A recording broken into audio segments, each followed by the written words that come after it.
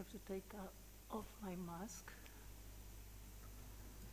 Dear friends, welcome to the connected edition of the 6th Agora, the international marketplace of the 13th Animasyros Festival, the International Festival of Animation. First of all, I would like to thank all of you who are here with us today, despite all oppositions, protocols, COVID tests, quarantine, and travel difficulties. Most importantly this year, that we need to support a hard-hit industry, although animation, I know, is the last exposed. We therefore decided to keep our festival. I'm really emotional, yes, because it was too hard to be physically here, and it's the first time in 13 years. Anyway, we decided to keep our festival and Agora dates and switch to a phygital, this new term, a phygital format, in order to offer you once again an opportunity to discover, to exchange, and most importantly, to do business. We remain faithful to our purpose, which is to offer you a place where your projects can see light, get financed, and distributed.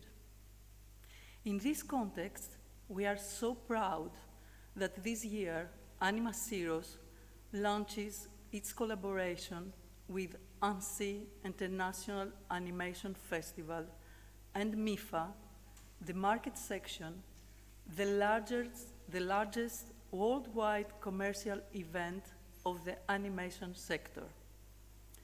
Specifically, Animasyros organizes with MIFA a 3-day pitch coaching workshop in Syros, run by Géraldine Bachet, who is head of projects in MIFA, and Antoine Lietou of Lidac Films, producer.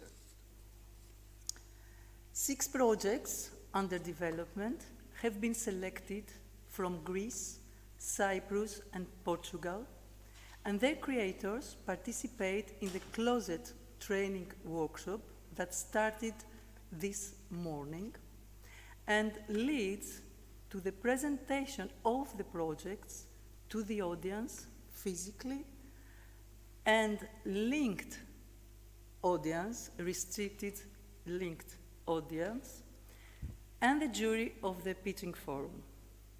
The winner will travel to the ANSI Festival in 2021 and will be presented in the context of MIFA pitches in front of an audience with more than 200 professionals. This pitching forum of Animasyros and Agora Festival will take place on Saturday, 26th of September at 2 o'clock. So be there and stay tuned. The same day, on Saturday, in the morning, Géraldine Bachet, head of MIFA, will open the session Institutional Support in Production, Promotion, and Networking. This presentation will be followed by representative of the National Center of Audiovisual Media and Communication in Greece, the representative of Greek Film Center, and the representative of ASIFA Hellas. At this point, I have to confess that this new challenge with the COVID-19 around made us more creative and aware when we created our content. So on Friday, September 25th, we created the session Female Characters, Heroes and Animators with the Oscar-nominated Tom Moore and his co-director Ross Stewart from Cartoon Saloon, the fabulous Nancy Denny Phelps, the extraordinary Tunde Wallenberg, and the unique Signe Bowman. On Thursday, September 24th, we present the session Creative Testimonies, Production Stories from Greece and France. And we have the pleasure to have with us George Contons, who 2 years ago here in Syros, he pitched his project, and now he will present his movie. The House Studio from Greece and Lidac Production Company with Antoine Lietou, who will present his work. And we arrive to our today's session, which is Animation Trends and Effective Communication Tool. Young, talented people are here in Syros. But I stop here, and before give the floor to our guests, I would like to introduce you to Yannis Lolis, who will be our Agora moderator every day from 5 to 7 o'clock in the afternoon. He will introduce our guests, so I go to sit there and enjoy Agora. Enjoy Agora with me. Stay tuned, stay safe. We'll make it. Live from Syros, Animasyros Festival and Agora.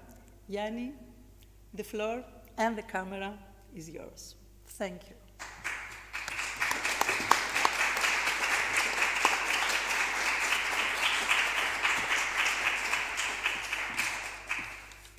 Thank you, Marinetta. It's a pleasure to be here this year, even under these circumstances. We have a great lineup today and every day until Saturday, so we would love to have your support both here in Syros and digitally from our YouTube channel. You could always find the link from the animasyros.gr website. After every presentation, there will be a Q&A from the audience that's in here with us, but also for anybody who's watching us online, they can share with us through the chat window in our YouTube channel, and we'll be sure to have an interesting conversation with our presenters. So once again, thank you for being here with us. We will take a short break to set up our first presentation, and we'll be right back with you.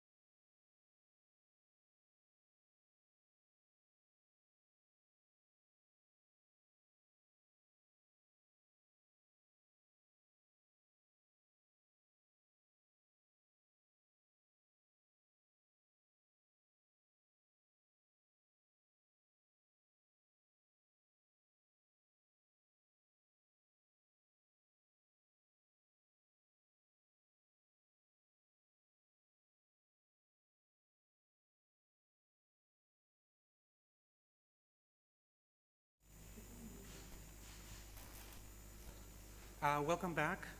We're ready to get started with our first presentation.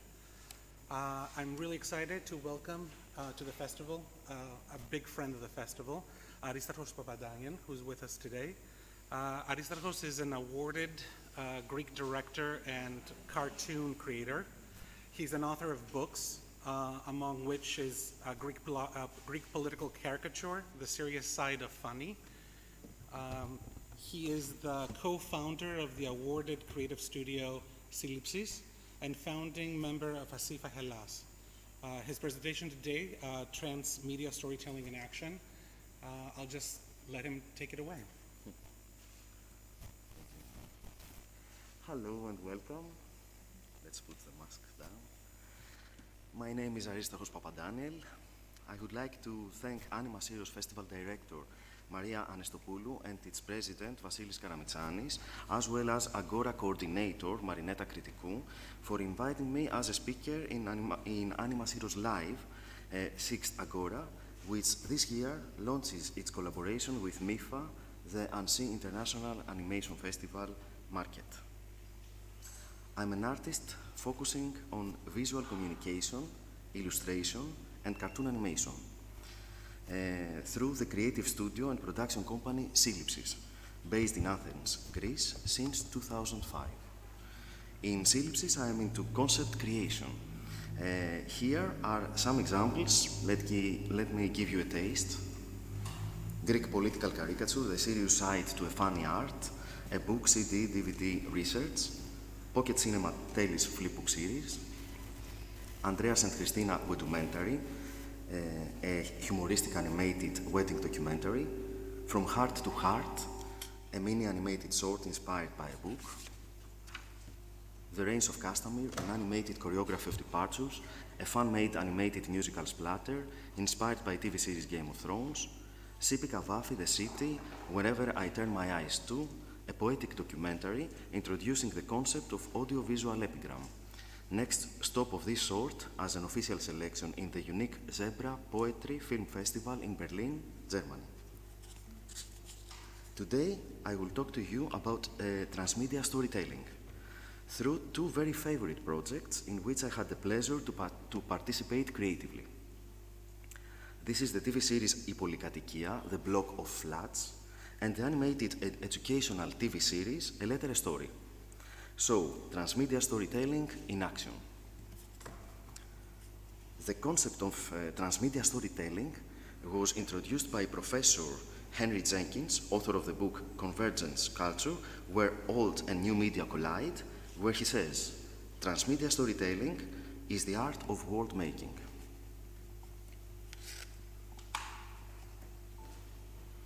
In a handbook, a Transmedia Storytelling 101 course, Henry Jenkins explains that transmedia storytelling represents a process where integral elements of a fiction get dispersed systematically across multiple delivery channels for the purpose of creating a unified and coordinated entertainment experience.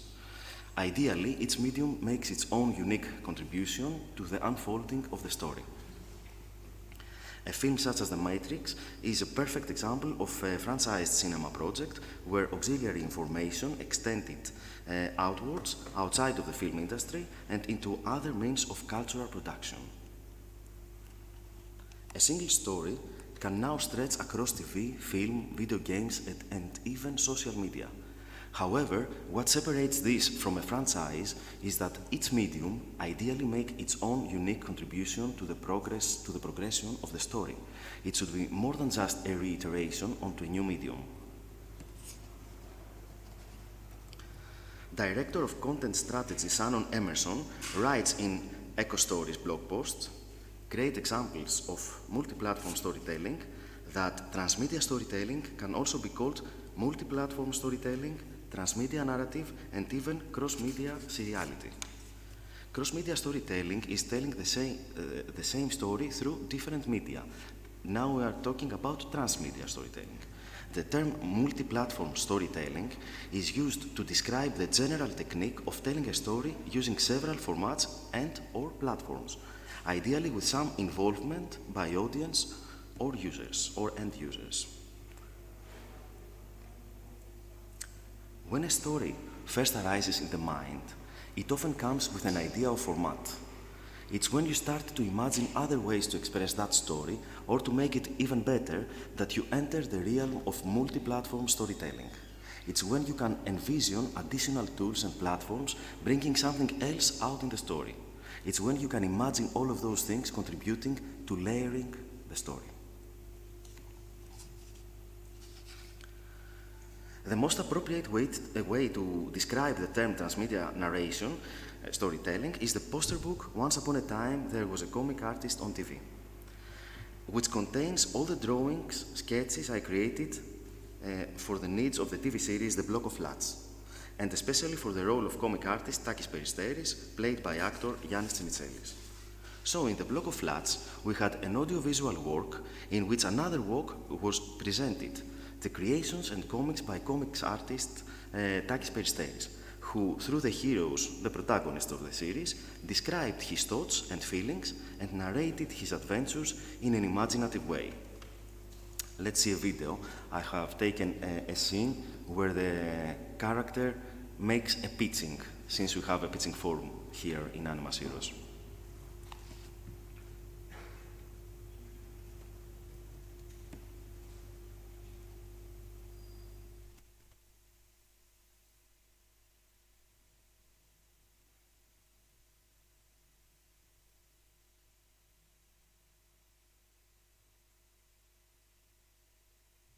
Κύριε Πρόεδρε, κυρία Διευθύντρια, η πολυκατοικία. Σε αυτή τη σειρά παρουσιάζονται οι καθημερινές ιστορίες των ενίκων μιας πολυκατοικίας.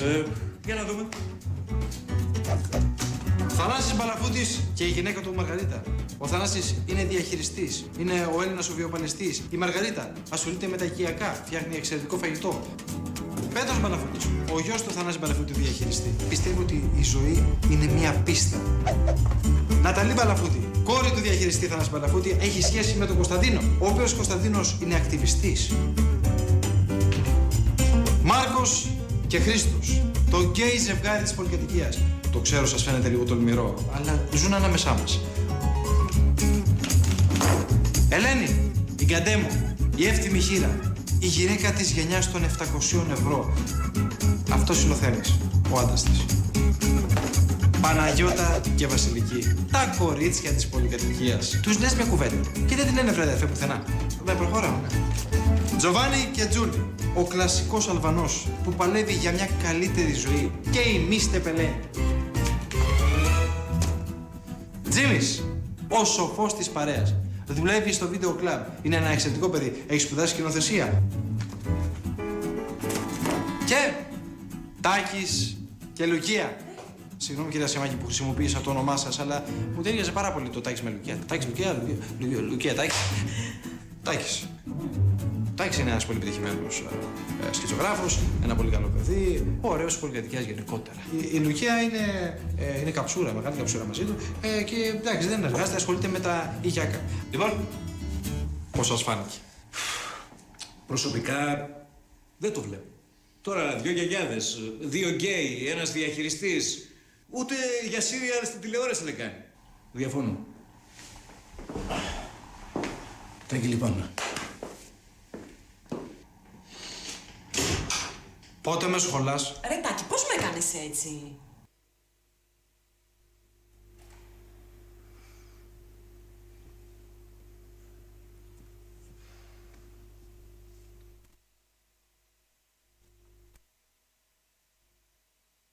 This project, within the project, with the publication of the collectible 10 years anniversary poster book, became a new work, which in turn contains many works since each page of the publication can be cut and become a standalone poster.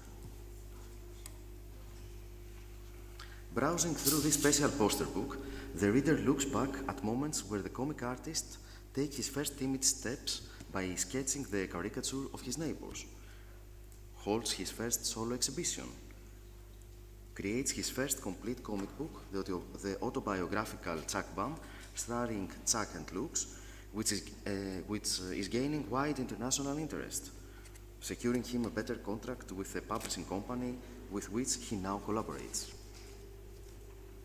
New ideas, such as the comic book The Block of Flats, which, in a self-trolling mood of the series, the protagonist fails to successfully pitch to the executives of the publishing house.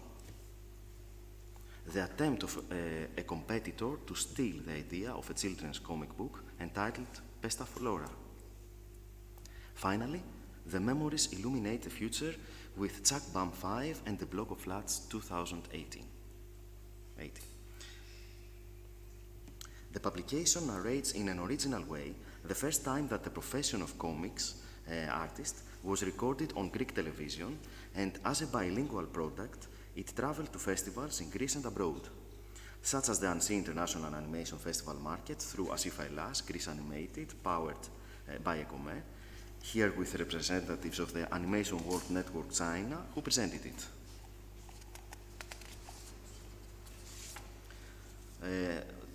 To a book festival in Athens with the main theme literature on stage, and I say comics on screen. And recently in AthensCon with Dave Gibbons to agree that he was once a Watchmen comics artist.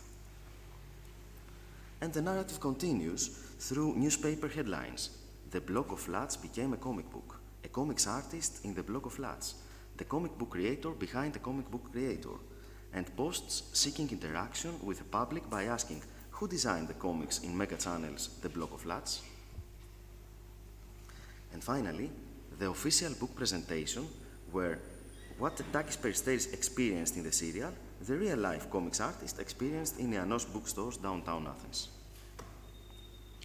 Here, the protagonist of the series sheds light on the truth through video. The on-screen sketches, through the exhibition at the bookstore's cafe, gave new life to fiction storytelling. And finally, the year 2019, when the publication of the collectible 10 years anniversary poster book happened, we had several things happening. Mega Channel came back. Also, the series was aired in repetition, and another TV channel aired something like a sequel.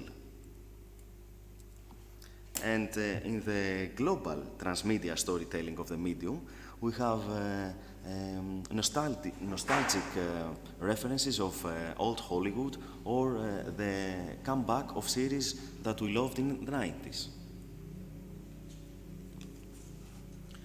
The next project I would like to refer to you is a letter story. When years ago in the kindergarten I was reading and enjoying the books of Sofia Mantouvallou, I had never thought that I would have the chance and the joy to animate one of her dreams. Her dream, when she in 1979 started working as specialist in educational radio television of the Greek Ministry of Education, was to produce an animated TV series on the Greek alphabet and language. The dream was animated 3 years later, and here it is. Let's watch an episode.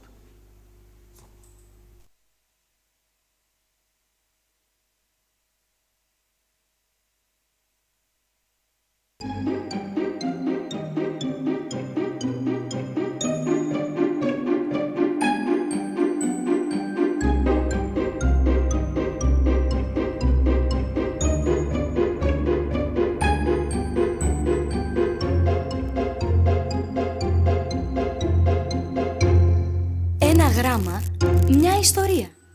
Μια σειρά κινουμένων σχεδίων για τη γλώσσα από την εκπαιδευτική ραδιοτηλεόραση.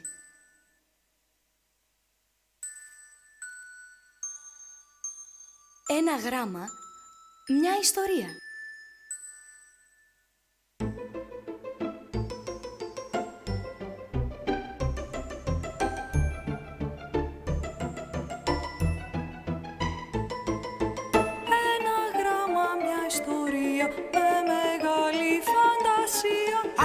Β. Γάμα. Ψάχνω γύρω μου να βρω. Να ακούσω και να δω με τα ίδια μου τα μάτια, με τα ίδια μου τα αυτιά. Πως η γλώσσα χαροπά με τους ήχους της γελά, με τους ήχους της γελά.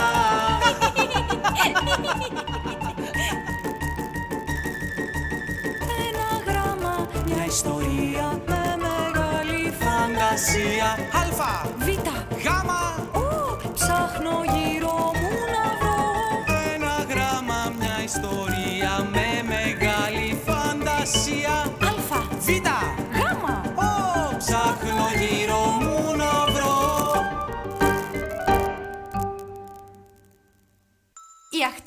Αγελάδα.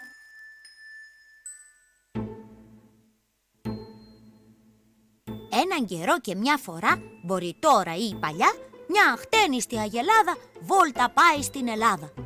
Στην Αθήνα έξω βγαίνει, αυτοκίνητα ανασένει. Σ' αερόστατο ανεβαίνει, σ' άλλη ατμόσφαιρα πηγαίνει. Αστροναύτη αγελάδα, αξίζει να έχει η Ελλάδα. Τα αστεράκια γελαστά της προσφέρουνε αυγά, αλλά το πίπερο ζητά και αμέσως τα μασά. Η αχτένιστη αγελάδα από πάνω από ψηλά ρίχνει κάτω μια ματιά, αρρωσταίνει για καλά. Κλαίει με αναφιλητά. Παίρνει απόφαση τρανή να κατέβει στη στιγμή. Ανεμόσκαλα σκηνή δεν είναι εύκολο να βρει. Αλεξίπτο το φοράει, στον αέρα ευθύς βουτάει. Στην Ακρόπολη πατάει. Με θαυμασμό κοιτάει. Τι αριστούργημα είναι αυτό, αξίνα θέλω στο λεπτό. Αγάλματα πολλά να βρω, αρχαιολόγος να γεννώ. Τα σπίτια βλέπει στη σειρά, χωρίς σκεπή στην αγορά. Και αποφασίζει αυστηρά αρχιτέκτονας να γίνει, σπίτια ανθρώπινα να δίνει.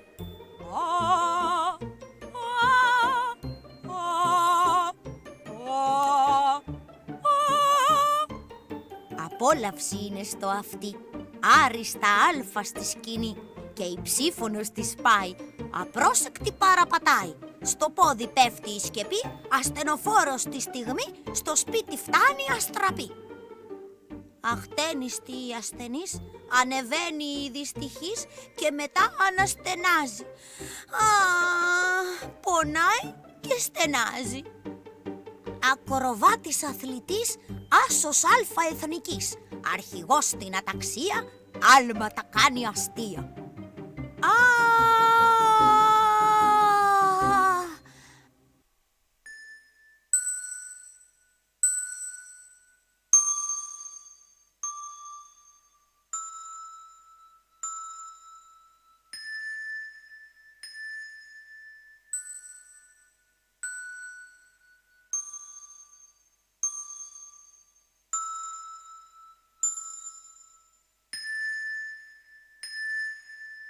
Άννα. Άλογο.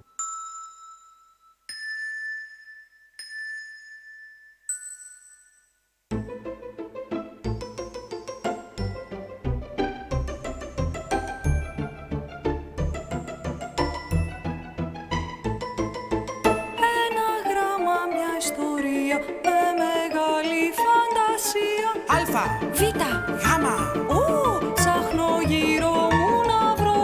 Να ακούσω και να δω με τα ίδια μου τα μάτια, με τα ίδια μου τα αυτιά. Πως η γλώσσα χαροπά, με τους ήχους της γελά, με τους ήχους της γελά.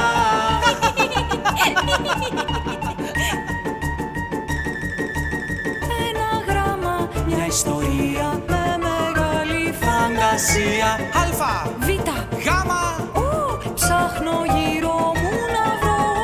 Ένα γράμμα, μια ιστορία με μεγάλη φαντασία. Αλφα. Β.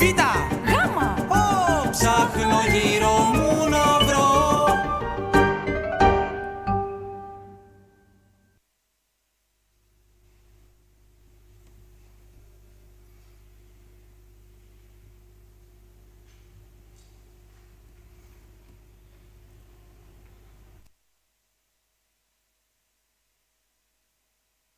Media learning package A Letter A Story is produced by Educational Radio Television of the Greek Ministry of Education in the context of the National Educational Policy to reinforce the use of digital media in the learning process. The complete multimedia learning package A Letter A Story includes an animated TV series of 24 5 to 6 minute episodes, a digital learning environment with interactive games for each letter, an e-book with the 24 animated stories.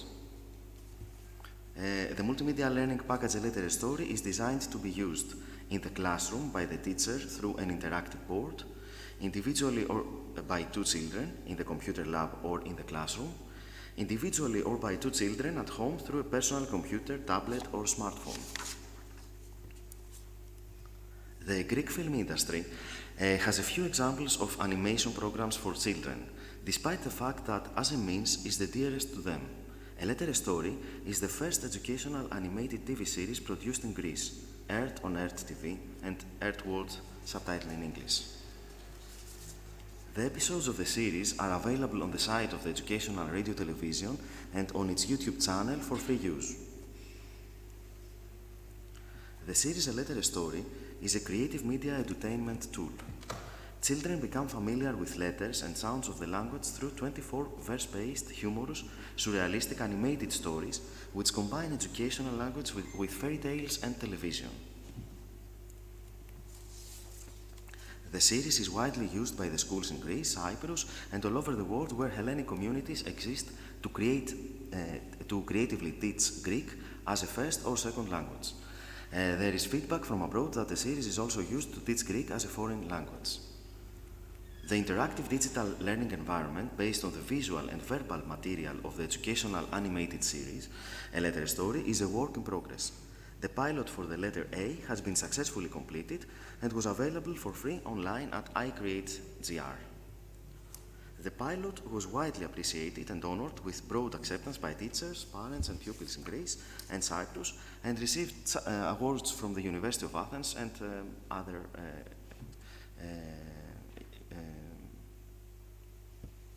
places.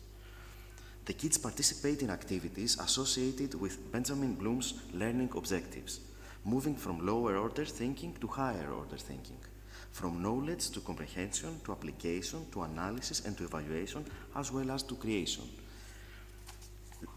The interactive learning environment includes games with letters, games with a magic pencil, games with sounds, sign language alphabet games. New interactive technologies facilitate the creation of an environment in which students can learn through active participation, repetition, and creativity.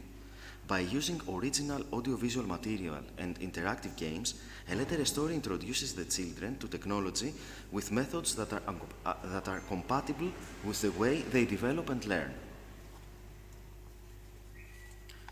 We can see a 1-minute video where the children play the games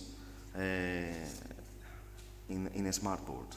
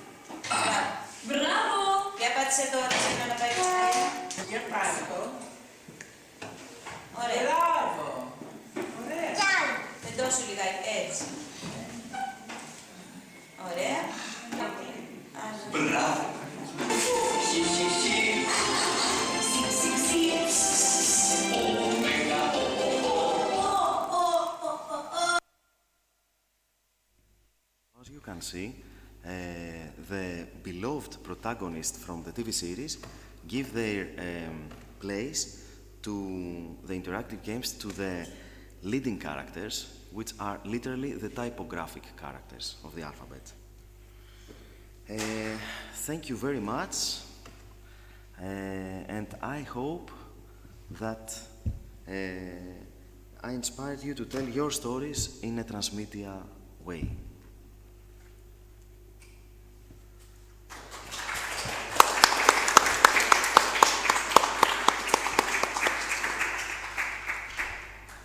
Aristarchos, thank you for the presentation. Really appreciate it. I'm going to turn now to the audience and see if there are any questions before we move forward. If there are any questions,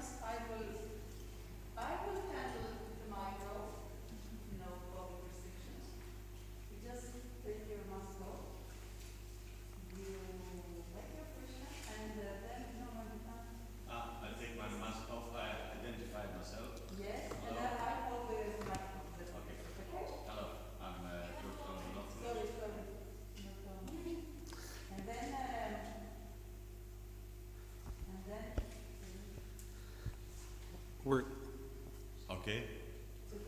Yes. And then, sorry, I'll repeat it for the audience for on the YouTube. audience. Yes. Okay. Hi, I'm George Kolomanopoulos. I would like to know how much was the budget of each episode? George asked from our audience how much the budget was for each episode. Are you talking about the last piece that we saw? Okay. For the interactive games, the letter A, it was 20,000 euros for the whole project of the pilot. The research, and the making. For the series, it was another thing, because it was the first time that something like that happened in Greece, and the budget was really, really low for such a project. That's why the project was made, for the animation terms, by one man. I can tell you that it was about in the whole 50,000 to 60, the whole project. All the episodes and the music, the actors, the how can I say, the educational technology. And it is this series is a leader for 10 years. Is a leader in the animation of Greece because it teaches the children in a creative way not only the alphabet, which is our main cultural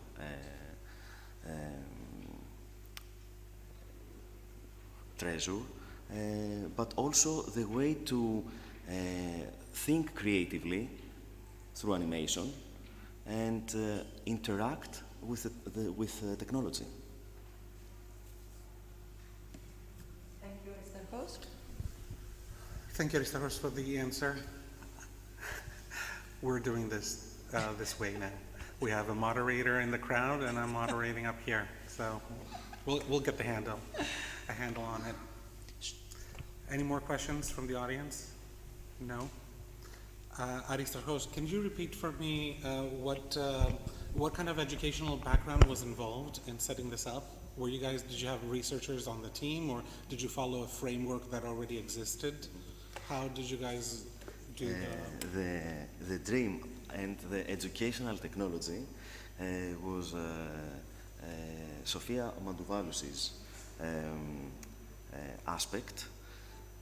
She's the first lady, and in general in Greece, that studied educational technology in Canada and make it happen through educational radio television from 1978, since the day she left, she retired.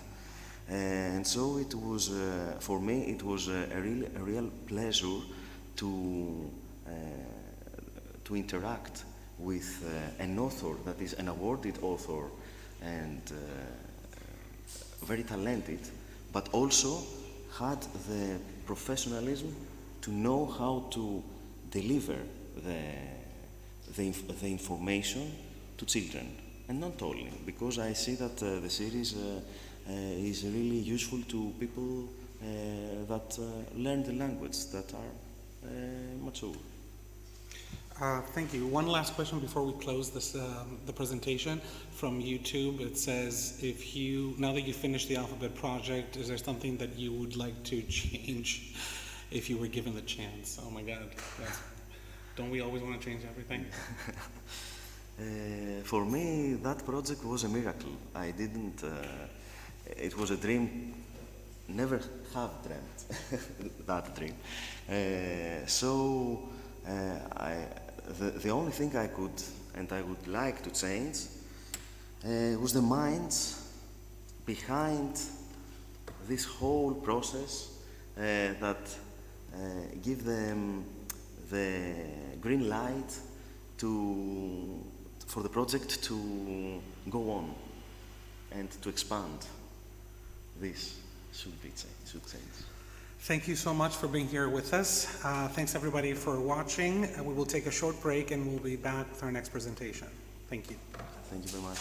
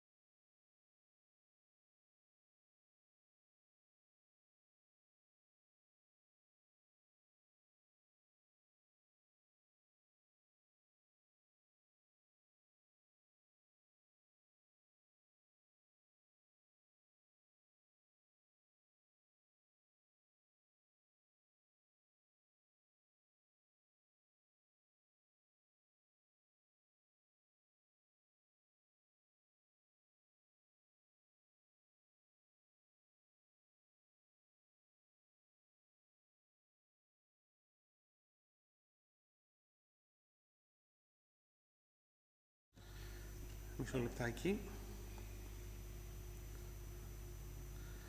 Θέλουν να τεστάρουν τα παιδιά τις κάμερές τους, να τους δούμε μία φορά. Could you guys turn on your cameras one time before we get started so we see you? Perfect. Hello to everyone. Hello. You have a crowd in the room, and there's hopefully going to be a crowd on YouTube too. I'm sure there is. Huge crowd. Big crowd. Big crowd. Okay. So here we are back with our next presentation. Elina Roinioti. It was really nice to meet you. She's a sociologist and a postdoctoral game researcher at Papadaniel University. She was head of the B2B international event Athens Games Festival. And over the past few months, she has been working as a community outreach consultant in Greece for Kickstarter. Is that all right? Correct? Yes. Perfect. Yes. She's also the business developer for Pixel Rain, a Greek game studio based in Athens. We're really excited to have her here, hosting a sort of roundtable with some of her colleagues, co-creating a community of practice and open dialogue about the Greek game ecosystem. So I'm gonna throw it back at you, and Eleni, and I'll be back for the Q&A. It's all yours. Yes. Thank you. Okay. So, hi, I'm Elina. I'm really happy to be here, and congratulations to the entire group of organizers in Animasyros. You know, guys, how much I love you. We all love you. So, to start, in 2015, thanks to the former Deputy Minister of Digital Policy, I was given a rare opportunity, and this was to design a roadmap for boosting Greek video games. And of course, to have the chance to work with the local community. To give a more clear picture of the last decades, the Greek game ecosystem was absent in the public sphere. The creators had their knowledge built in any kind of funding. They were acknowledged as tech creators, which is really important when we talk about states and the relationship between the states and, of course, the industry. And from my personal impression was that the creators were an introverted community, and in relation to other communities like Animator or the startuppers. Okay, but yes, Yannis, can you hear me? Sorry. Yes, I can hear you. I cannot share my screen. Oh, okay. Hold on 1 second. I can continue, of course, no problem. You can continue, and I will make you a host. Yes, okay. So, but generally, when we talk about community building, there are two things that comes. Yes, thank you. Do you see my screen now? Yeah. Yeah, great. So, when we talk about community building, there are two terms that comes to mind. The first is top-bottom and bottom-up approach in community building. The first one is when a group of expertise or an external organization creates and designs specific practices for the community. The second term is when the entire community participates in the design. I'm really happy to say that we used mixed methods in our approach. Because from one side, we study the best practice from abroad, we talk with stakeholders, we studied the strengths and the problems of the local game community, and of course, we set specific rules. Elina, can I interrupt you for a second? Yes, of course. This is live, and we're doing this as we're going along. Can I ask you, I want to try and see if I can fix a little bit the audio of your microphone. Okay. If you follow along with me, if you go to your Zoom preferences, you'll see under audio there is an advanced button on the bottom right. Okay, give me a second, sorry.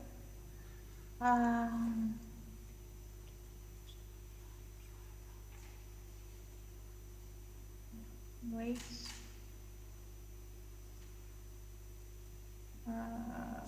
Do you see in your audio advanced? Yes. If you press advanced, it says suppress persistent background noise. Do you see that? Sorry for that. It's too loud, right? It's too advanced, sorry. Now I can see that. You want me to try this? Yes, I'd love it if you would try that. Yeah. Animasyros 13 Phygital. Live. Is it better? Can you talk now? Yes. Perfect. So much Perfect? better. Yes, thank you. Okay. Okay. Okay, so Thank we're you. back, right? Yep. Okay, you still see my screen? Yep. Okay, so well, we set specific goals, and the first thing was to empower the local community, of course, promote a more healthy image for games and gamers, and you have to keep in mind that especially in the past, media was promoting a kind of disturbing image for games, using terms like, for example, digital drugs or endanger to youngsters, which was something that it has to change, of course. To spread the narrative of a small country with many talented people, because we have to place Greece in the context of the global game industry, and along with the old world, you know, these countries that have a long history and long tradition to game development and video game production, there are many countries arising, competing for human resources, and Greece is one of them, to create a sustainable economic framework. And this is, of course, a standard request, especially for those who live the stone age of Greek crisis, and for game developers who are even more difficult due to the funding problem I just mentioned, and of course to build the international networks. But at the same time, we kept an open channel of communication and collaboration with the community, and thanks to their willingness to work with us, and of course to invest most of the time in specific project, we were able to do a lot of things, and I think we did a lot of work. Over the last 4 years that we work with them, we organize and co-organize game event and conferences, and this is really important for community bonds and to create a more extroverted profile for the game developers. We organize national delegations abroad, and this is why, and this is a really interesting, a really good approach to make Greece visible, to show off that Greece is a new market of creators, and of course, educational learning procedure for the young developers, because young developers who participate in this delegation learn how to approach a producer, how to approach a publisher, how to pitch their game, and of course, to understand what the market was expecting from them. And last but not least, we organized Athens Games Festival, which was a free B2B event for young developers who wanted to get in touch with the community, professionals to find partners, and of course it was an open event for everybody to visit, to take your kids and, and see what the fuss about. And that was a really good chance, a really cool tool for us to demonize, for the demonization of video games. AGF, or Athens Games Festival, it was a big event, and it was really in the hands of someone who wants to strengthen and create a strong community is a really important tool. I remember reading about France, how it became a country really strong in audiovisual tradition and animation and of course video games, was that one of the things that they managed to do, and one of the success stories, was the organization every year of Paris Games Week. And this is because big events have a lot of benefits for a community. They gather the entire community of creators, they inspire new creators to participate, they provide a point of reference or an annual meeting point for all the new professionals, and this is really important because when the developers have a specific date in mind, then they can arrange their production time accordingly. To gather the attention of the press, build and promote a new public image of the community. Animasyros is a big event. This is why, for the entire society of Animasyros, this is why we love so much Animasyros.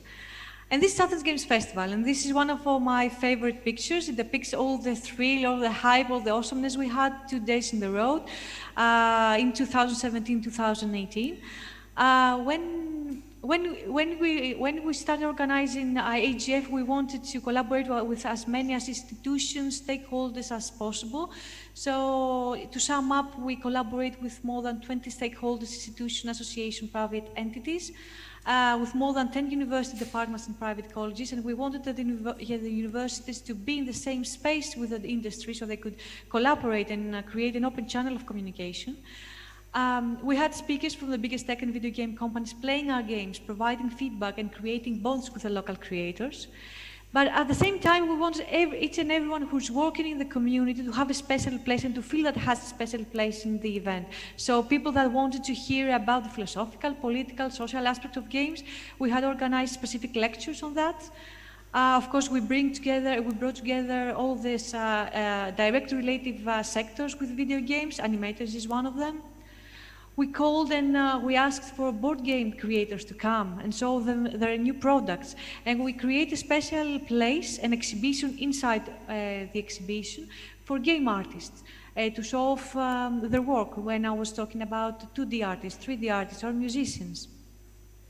And of course, we organized many competitions so that creators could pitch their ideas, win, and of course, go travel abroad and, fight for the rights to pitch their ideas in a broader audience. And we did a really good job, I think. If someone can see what happened in 2017, 2018, it was a kind of success. We had a 38% increase of exhibitors, 10% of that were foreigners, and this is important for an event because it starts, starts to feel international, and you get international attention. We had many young and experienced but ambitious game developers, and this was important for us because we wanted every game developer in wherever he lived in Greece to know that he's not alone. He can continue to do what he do, and there are a lot of people working to work with, and of course that what he's doing is a professional. It's not a hobby. But our biggest achievement, I think, is that we managed to organize not a tech event, we put a room and put their game developers. We created a B2B event for the game creators. We put them in the spotlight, dragged them from their working desks, and made them the main actors in a place where the government, the press, and of course the crowd will see them and would not be unnoticed. And this is one of my second, I don't know, maybe first favorite picture is the AGF team. We worked together with these guys for 2 years in a row, and this is really good. And the thing that we wanted to do today is to start and to try to reconstruct the experience of creating AGF. So I have with me, and it's a really big pleasure because I have with me two of my friends and really good partners. I have Dimitris Kosmidis, who is probably the person behind everything in AGF, and he's the graphic designer of the entire festival. And I have Lena Kostula, who is press communication officer, and she was in charge of the social media and the public image of AGF, talked here with me about the AGF experience. Guys? Hi. Hi. Hi. Hi. It's Hello. a long time no seeing, so happy to have you here. And we go through really, tough years when you're organizing an event, but also it has an excitement, a really interesting excitement. Elina, So- could you please yeah. stop sharing so we can see more of you guys as you're going through Yes. conversation? Of Thank course. you.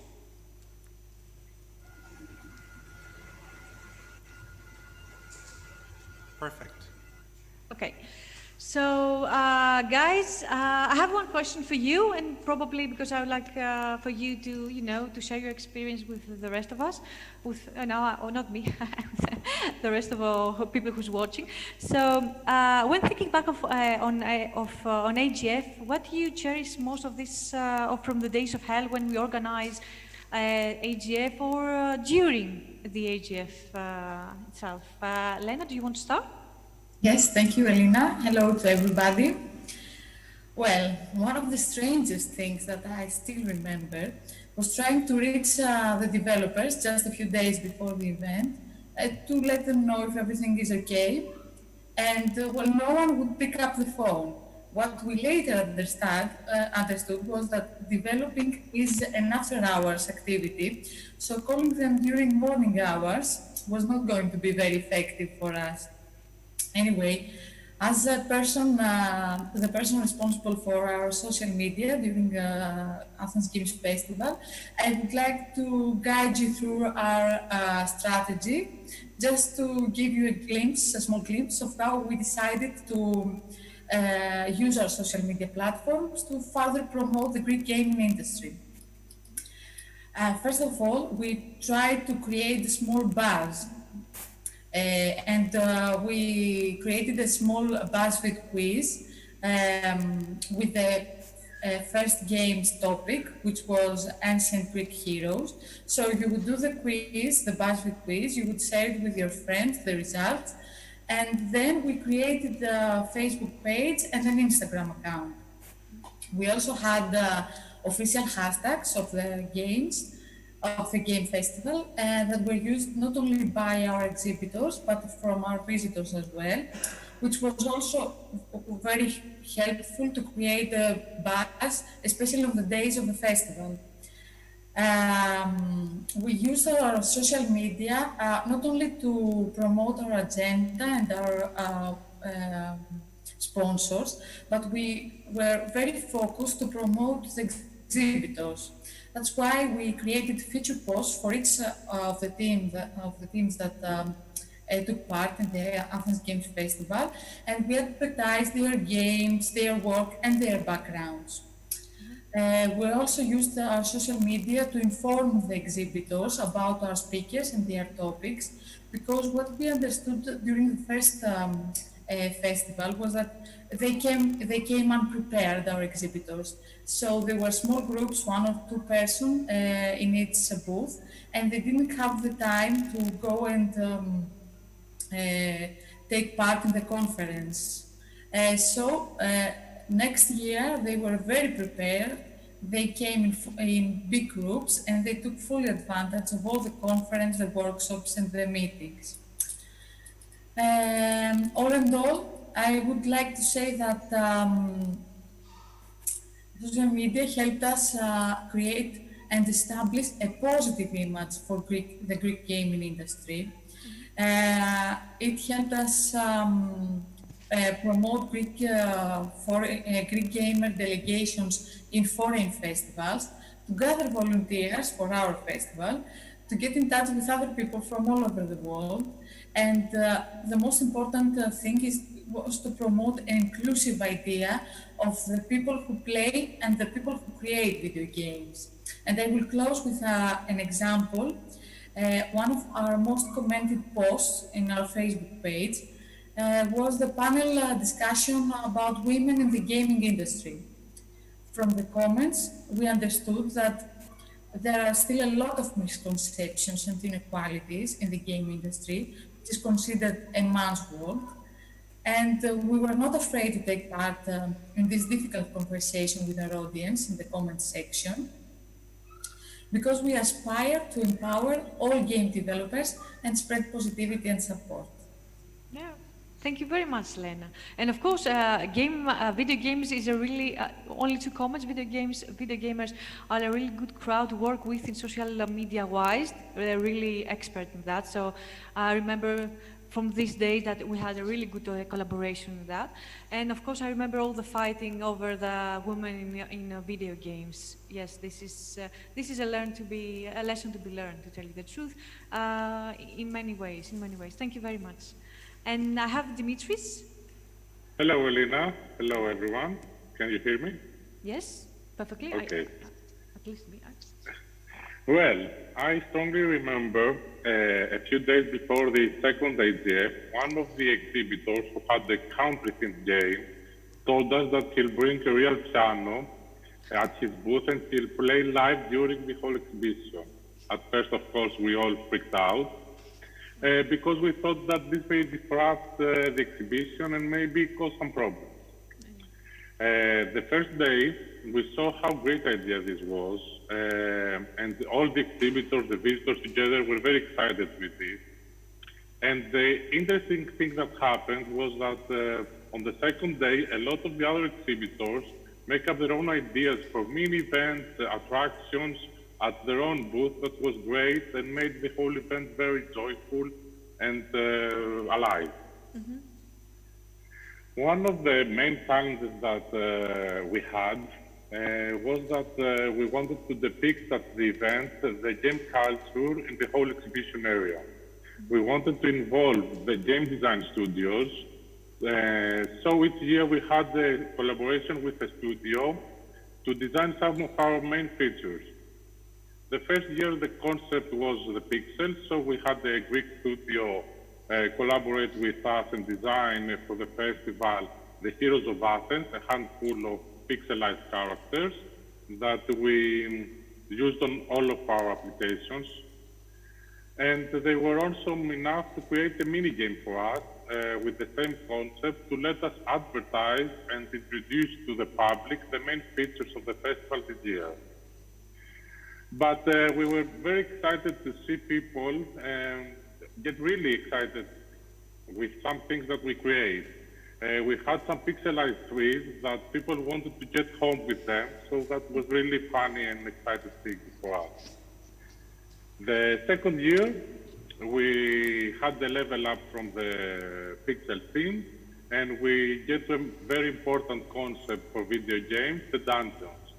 And we collaborate with another Greek studio that designed for us the main character this year, the Minotaur Asterion. And they were awesome enough to design for us a lot of great assets that we designed the whole event and made the expo very in-game-like and gave the whole festival a great feeling, I think. Yes, Excellent, thank you, Dimitris. And I remember me and you chasing Dimitris Koutsomitsos with his piano, and I really asked him not to do that to our festival. This was really excited. It was quite funny, yes. And of course, it is really important how you can depict the entire culture in the festival space, also, as you mentioned, and in order to feel not to feel at home, but at the same time not to over-exaggerate. Yes, thank you very much, both of you. Thank you for being here. Bye. Bye-bye. So, except from that, there are other community tools, tools for community building, and I have the ultimate pleasure to have with me and host Michael Liebe, founder and CEO of Booster Space and Outreach Games for Kickstarter in Europe. Hi, Michael. It's really happy to have you here. Hi, friends. Hi. So when you talk about Kickstarter, when you talk about games, Michael is the person you should talk to. So Michael is here to talk to us about why Kickstarter can be a really good tool for community building and how can benefit a small market like Greece, for example. Michael. Yeah, thanks for having me. It's super cool and very exciting. In the background, Elina and I and the team in New York were working very hard on making this possible. So from October 6th onwards, companies from and with a bank account and a company ID in Greece can launch on Kickstarter. This might seem small news for you, I don't know, but for us as a company, it's very big news. We were open for creators from Germany, France, Italy for many, many years, since 2016. But some of the very important countries, such as Greece, were just not available. And this is something we had to change and now finally managed to change. Why does it make sense to be here with the presentation on AGF? It's not just because it makes sense because Elina also supports us from the Kickstarter point of view. No, it's also because the combination of using events, especially community-heavy events, for building your outreach and your local community and upgrading your newsletter followers and social media followers, and to get feedback on the project you're working on, plus then going on to Kickstarter or crowdfunding in general, is a very smart combination. Hence, I can only recommend to try to juggle the two things, the online marketing and community building we provide on Kickstarter with the local and regional and event-heavy community building you have IRL usually. And also Elina and I, we got to meet each other at AGF back in the days, which was a very good opportunity. Exactly. And she mentioned also tabletop games. So that was my first entry point into the Greek tabletop community, which is very big on Kickstarter already. So many pros to attend events such as AGF and many opportunities to prolong your community thanks to tools such as Kickstarter. Yes, thank you. And of course, to remind us all that we started, that Kickstarter, of course, was something really important for everyone, especially the small creators in Greece. This is a standard request from everybody. So it is it is something that many creators were waiting for a lot of years. And this conversation has started since 2017 with me, you, and of course, trying to see how we can bring all this together, and things happened. So I think it's a really interesting and really cool tool for not only big companies that are already ready, but those small creators that wants to create community, promote their product, and and show off their work, of course, to an international audience. Yeah. Michael, if you have anything else to add, or we can just... So just a quick recommendation. So if you want to do something with us, please reach out. We are happy to help. But also, just because we are talking about community building here in a broader sense, the newsletter is something most people forget and neglect, but it's the most important tool and has the highest conversion rate. So whenever you're working on a project, don't forget your newsletter and use events to get subscribers. Yes, golden advice. Michael, thank you very much for having you. Thank you. Thank you. So this is us. It's as you can see, you cannot talk about community without having the community inside, without collaborators talking about the work. So Elina, thank you very much for having us here. Good luck to the rest of the festival. It was truly a pleasure. Elina, thank you very much for your presentation and for bringing your colleagues along with you. We wish we could have you here in Syros, maybe next time. I'm jealous. All of you there. Let's see, I'm going to open it up and see if there's some questions from the audience here and if there is anything directly from the YouTube channel. Just hold on here. Bear with me. Thank you very much, Elina, for your talk. Thanos Kyriakopoulou from Asif Ailas. Yes, I would like just to understand a little bit how you think that Kickstarter initiative could combine with the 40% cash rebate scheme of ECOME, and if you have any idea to push new games productions in Greece. Did you get that, Elina? Half. If you can repeat some of the parts I missed. I think it's a combination with cash rebates. Yes, combined with the cash rebate, and the second part I didn't hear. Sorry. I'm sorry. What was the second part of the question? Just to combine them to boost the new game productions in Greece. Oh, if that would be a boost to game production in Greece, the combination. Okay. Yeah.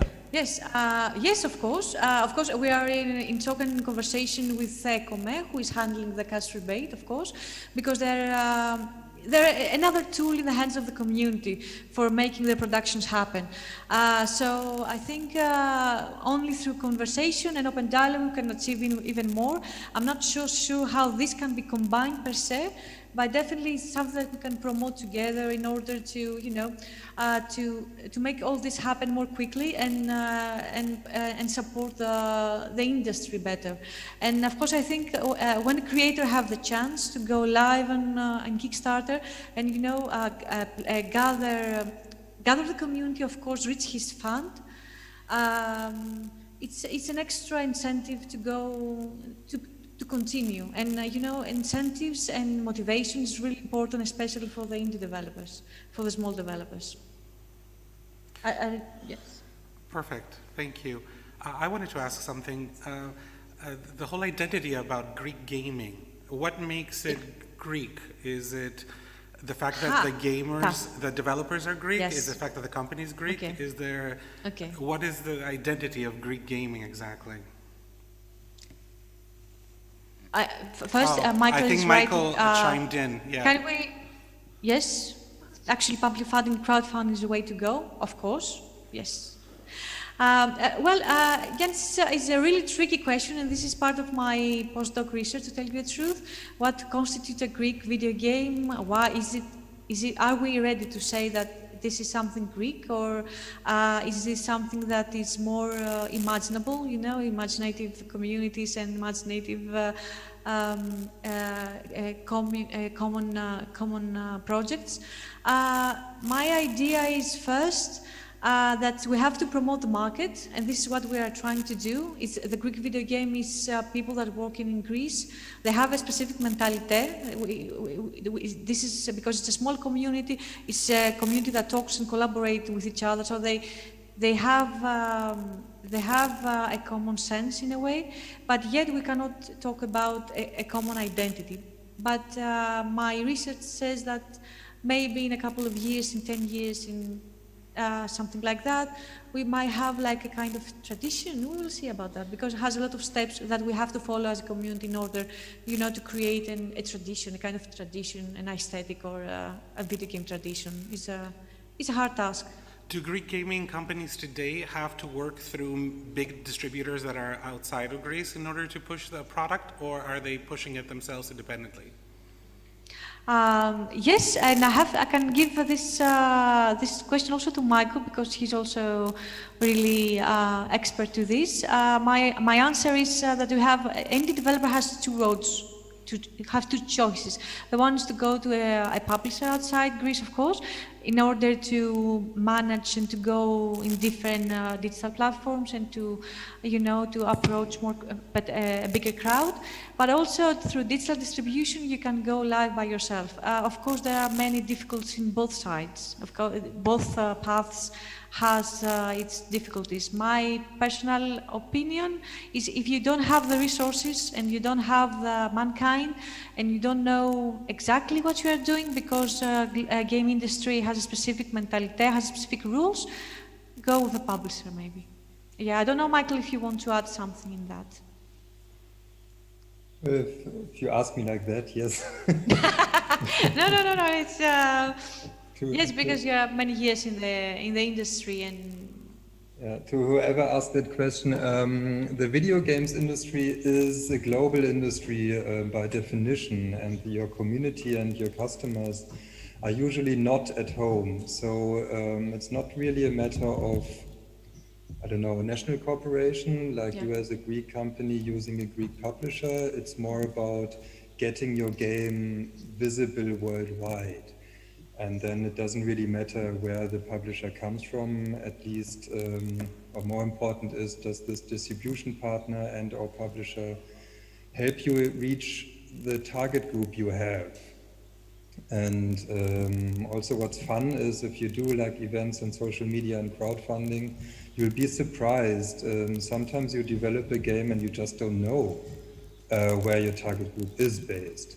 We had surprise teams with suddenly having a big community in Brazil or Indonesia. And then you go to Brazil or Indonesia to find a local distribution and marketing partner. That's more the way to go, especially for small European countries. All of the European countries have too small a local market. So we all need to go international from the beginning. Perfect. Well, thank you guys for joining us. Really appreciate it. This has been great. Thank you. We will see you soon, and Yes. we will be back with our next session in about 5 minutes' time. So stay tuned with us. Thank you, guys. Bye. Bye. Thank you for having us. Bye.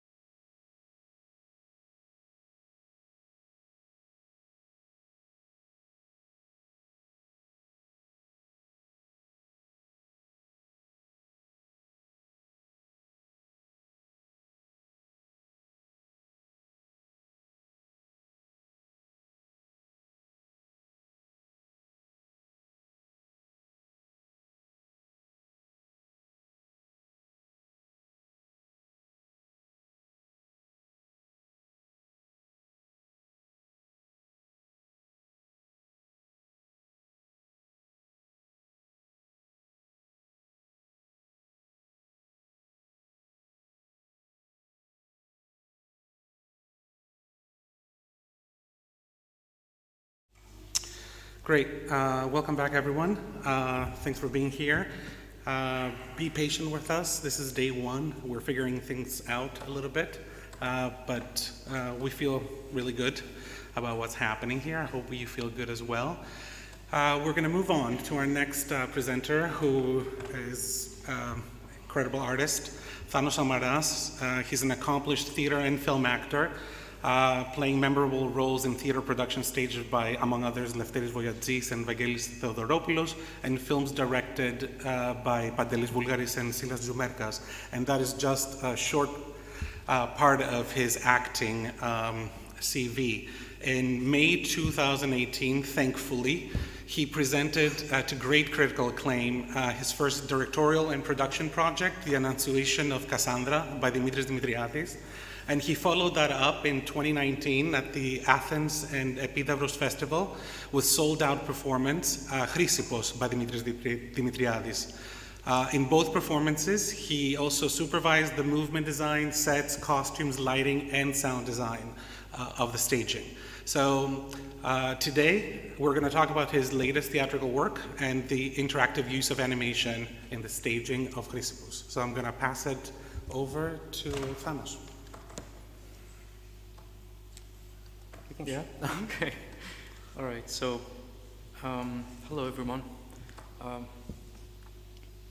hate talking, so I hope this is not too torturous for anyone. Thank you so much, Animasyros, for inviting me, and special thanks to Vasilis Karamitsanis, who I think was the one who included me.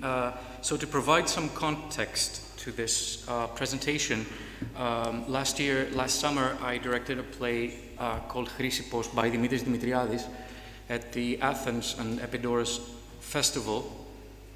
And the main character, Chrysippos, is written as an idealized version of the perfect human, the most beautiful, the most perfect, charismatic, irresistible to men, women. He embodies human perfection, the most ideal creature ever. So as I was struggling to realize how I was going to tackle approaching this type of perfection on stage, more and more I felt that I could not approach it literally, maybe more so poetically, as is the works of Dimitris Dimitriadis.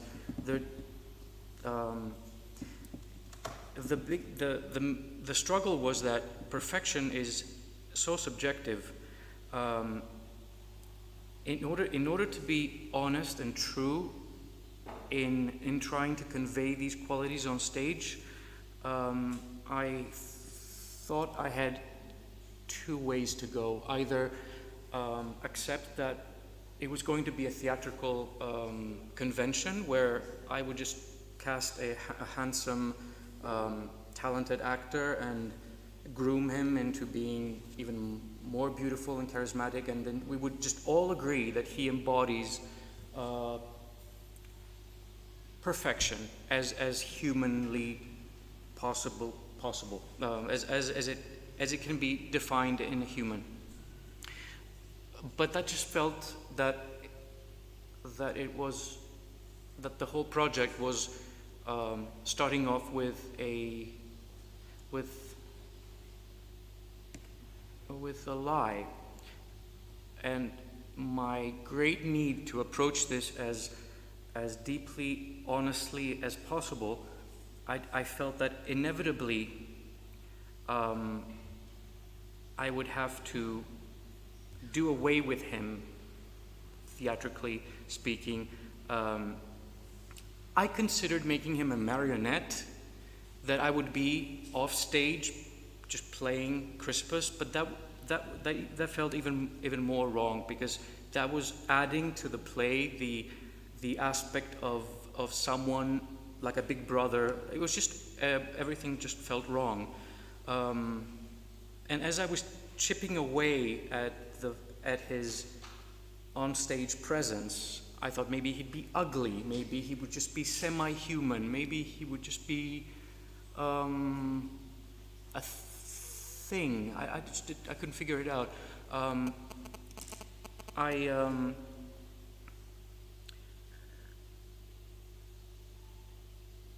I decided to animate him, and that would actually be rather in secret, because I knew that the playwright really wanted him to be blue-eyed and chiseled and with golden hair and just gorgeous. But that's just gorgeous. Like I said, is so subjective. There were 8 characters falling in love with Chrysippus. I felt that I could see his perfection through them rather than through him onto them, if that makes sense. So another thing that was actually essentially as important was the play Chrysippos is somewhat loosely based, like the character is, on a mythological figure, Chrysippos, and that led me to remind myself that in classical ancient theater, violence and sex, which there are a lot of both of these in the play that I directed, are never really enacted on stage. They are always narrated by a character. So I felt that on-stage violence and sex never really worked. It's always so technical. It's never gratifying. It's never cathartic. It's always a disappointment. And again, it's just my take on things.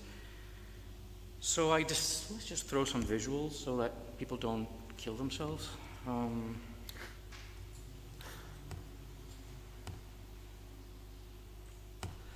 Oops, no, that's not going to work.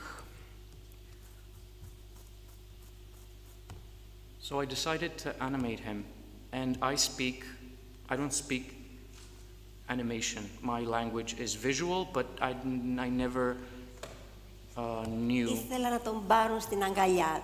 Ah. What? I'm sorry, technical glitch, is it?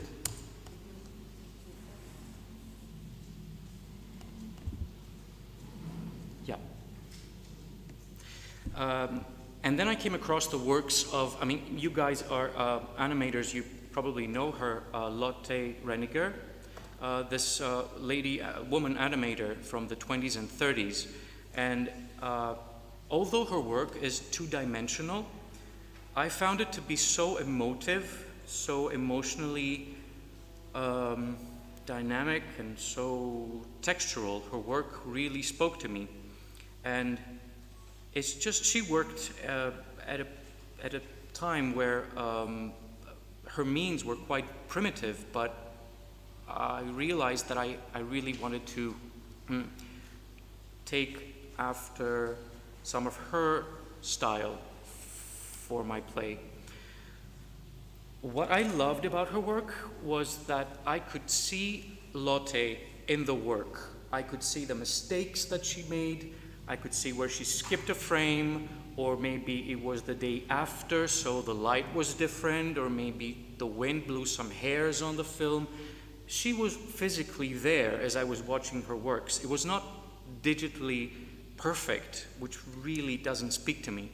And I felt that in order to fuse other types of media with theater, I find it to be a very tricky, murky area.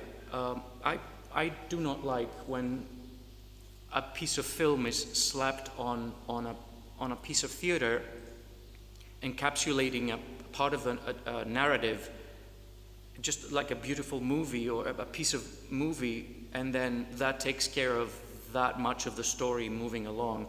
I feel that theater needs to happen live, and I think that's the nature of it, and that's, for me, it's a bit non-negotiable.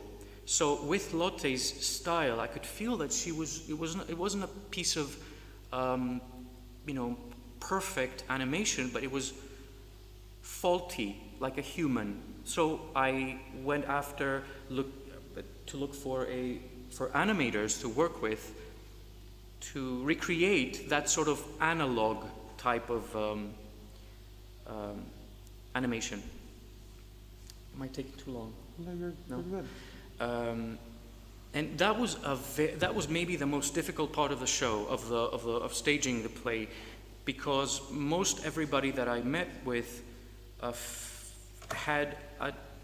could not relate to this type of imperfect approach to it. And for me, that had to happen. So I came across a guy called Dimosthenis Vagias. I found him in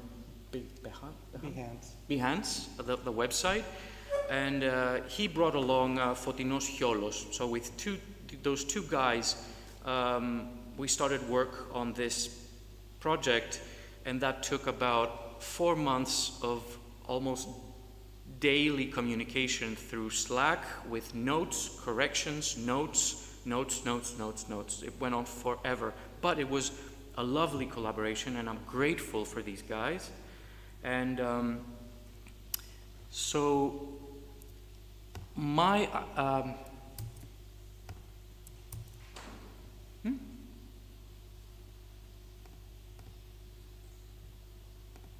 excuse me. There we go. In this play, maybe you saw some of the pictures before, I decided to form Chrysippus into this. I had this architectural figure that's transparent, but it's very textural.